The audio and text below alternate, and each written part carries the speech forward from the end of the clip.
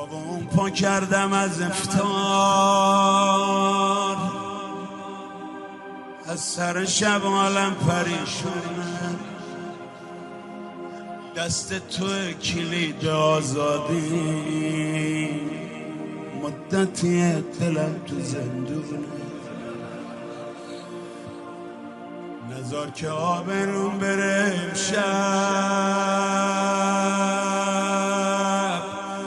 غیر خودت کسی نمیدونه، دامن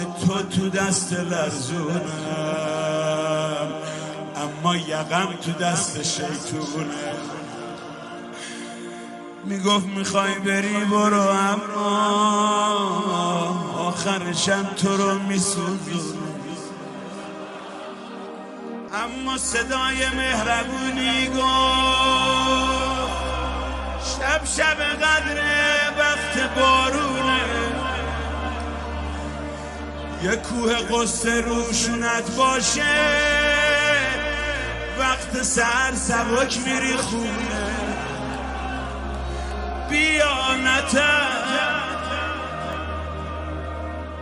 خوشبال اون که نجف رفته،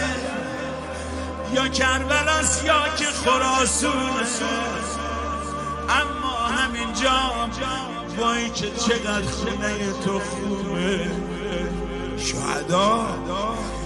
بیچاره اون کسی که بیرون هیئت نه، بیرون خونه خدا،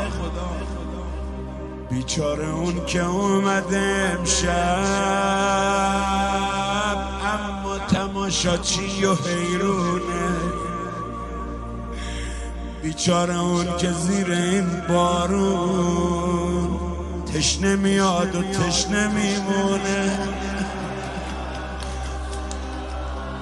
چتر تو کنار بنداز، بارون رحمت داره میاد، من نمیخوام دوباره برگردم، پشت سرم همش بیابونه، هیچی ندارم ای خدا غیر از این دل خسته ای که داغونه،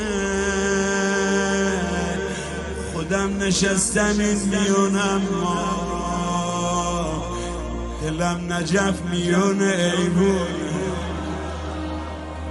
آی خدا کمک کنی، من از همین الان میخوام بدم یه قول مردونه،